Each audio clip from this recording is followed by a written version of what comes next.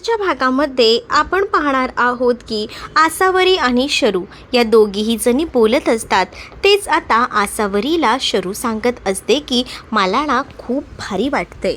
मग आता आसावरीही तिला सांगत असते की मला ना हे लग्न वगैरे होतंय ना त्याचा आनंद झाला, म्हणजे माझ्या आयुष्यात कोणाचं प्रेम असू शकतं असं मी विचारच केला नव्हता असं देखील ती आता म्हणत असते.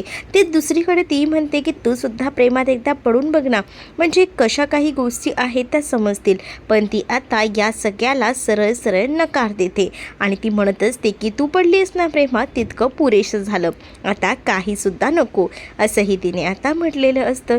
तेच आता दुसरीकडे पाहायला मिळत असतं की इकडे आता शरू म्हणत असते की बहुतेक आहे ना ताई तुला बेड लागले, काय करतेस तुझं तुला तरी कळतंय का? कारण आता ह्या सगळ्या गोष्टी होत असतात ना. आसावरीने शरूला हाऊस किस केलेलं असतं.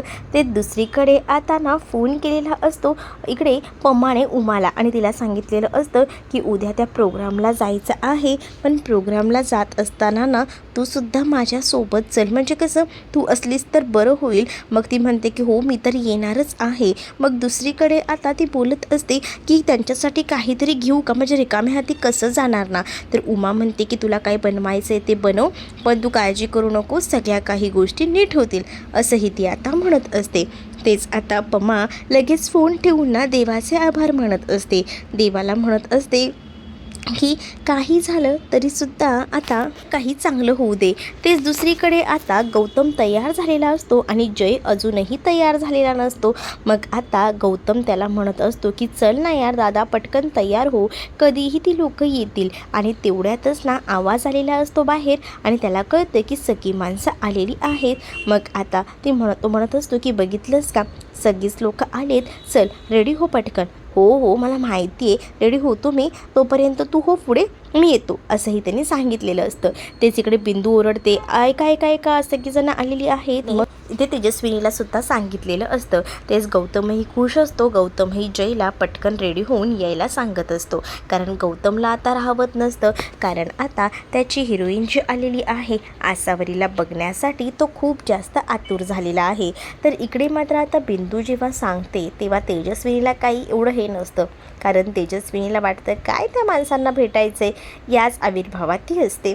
तर दुसरीकडे आता ही लोकं जेव्हा येतात ना घरात तेव्हा ते घर वगैरे सगळं बघतात ना, तेव्हा त्यांना असा आनंद होतो ना, ती लोकं ते घर पाहतच राहतात. मग आता ते घर पाहिल्यानंतर इकडे गौतमही आलेला असतो. गौतमची आसावरीला बरोबर शोधत असते. आसावरी तिथे असते तर तेजस्विनी म्हणत असते की आलात बरं वाटलं, उगाच तोंड देखलं बोलायचं ना, म्हणून ती आता बोलत असते. तेच दुसरीकडे आता पाहायला मिळत असतं की आजीला पमा सांगत असते की मी तुम्हा सगळ्यांसाठी ना मी आता बर्फी आणलेली आहे, म्हणजेच नारळाची वडी आणलेली आहे. मग आता आजी खूप जास्त खुश होतात, कारण आजींना ना ती वडी खूप जास्त आवडते. आजी म्हणतात की अरे वा मस्त मस्त मला आणले का. मग तेव्हा तेजस्विनी म्हणत असते की काय चाललंय आई तुझं, नाही खायचं आहे हां तुला माहिती आहे ना तुला काय काय आहे ते, मग कशाला ह्या सगळ्या गोष्टी असंही आता म्हटलं जातं. पण तरीसुद्धा ना आता आजी नाही म्हणत असते, ती म्हणत असते की मला हवं तसं मी खाईन. तेच आता दुसरीकडे पाहायला मिळत असतं की या सगळ्या गोष्टी तर होत असतात, तेवढ्यातच तिथे आता सुद्धा आलेली असते आणि उमासुद्धा समायरा आलेली असतात.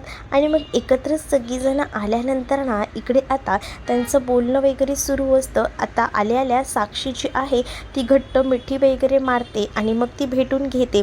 मग आता पमाही म्हणत असते की बरं झालं तुम्ही आलात सगळीजणं, म्हणजे कसं एकत्र आपण बसून ना बोलता येतील ना काही गोष्टी. मग तेव्हाच ना गौतम सांगत असतो की चला आपण ना बाहेर जाऊया, मी तुम्हा सगळ्यांना ना रूम दाखवतो असं बोलून आता तो त्यांना घेऊन जातो रूम दाखवण्यासाठी म्हणून. मग दुसरीकडे आता पाहायला मिळत असतं की पहिल्यांदा तो तेजस्विनीच्या रूममध्ये जातो, तेजस्विनीची रूम वगैरे दाखवतो. तेजस्विनीची रूम दाखवल्यावर इकडे आता त्या म्हणत असतात की खरंच ना कसली खतरनाक रूम आहे आणि त्या रूमचं वगैरे कौतुक वगैरे त्यांचं सुरू असतं.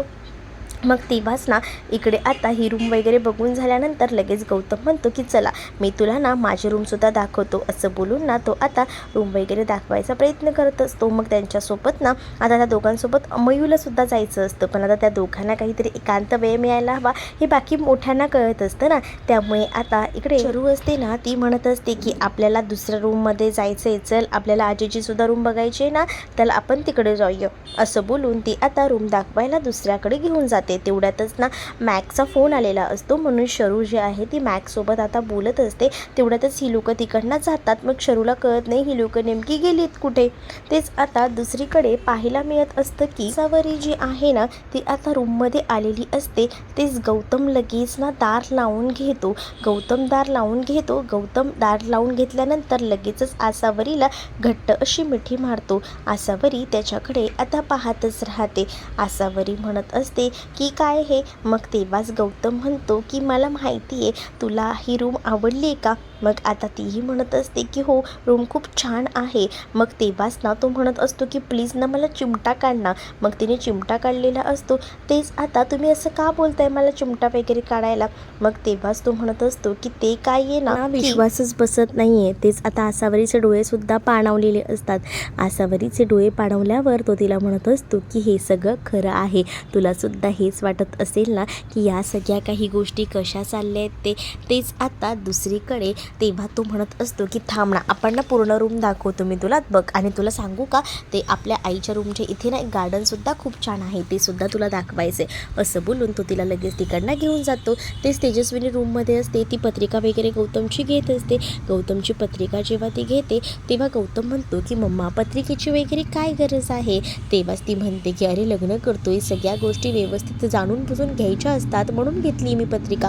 आपण पत्रिका एकदा दाखवूया. मुद्दामून ना ती कॉफी पित असते आणि तिने कॉफीचा मग ना मुद्दामून पाडलेला असतो. कॉफीचा मग खाली पडल्याबरोबर ना इकडे असणारी ही जी तेजस्विनी असते ती म्हणत असते की राहू दे मी स्टाफला सांगते पुसायला, नाहीतर मीच बघते थांब आता कधी येईल स्टाफ काय माहिती. पण आता ती स्वतः करायला जाते तेव्हा इकडे असणाऱ्या या बिचाऱ्या आसावरीला वाईट वाटतं ना. आसावरी म्हणते की आई तुम्ही बसा मी करते. मग आता ती तिला बसवते. खरं तर मुद्दामून तेजस्विनीला हे सगळं हवं असतं आणि ती तसं करते. मग तिच्या पायाला जी लागलेली असते ना कॉफी वगैरे पडलेली असते ती आता आसावरी स्वतःच्या पदराने फुसते, कारण त्या कपड्याने तिने खालचं सगळं फुसायला घेतलेलं असतं. मग त्याच्याने तिचा पाय कसा फुसणार म्हणून ती आता तिच्या पदराने फुसत असते. मग आता तिला तेजस्विनी बोलते अगं तुझी साडी. ती बोलते की काही नाही चालेल. मग असं बोलून ती आता तिचे पाय वगैरे फुसून देते.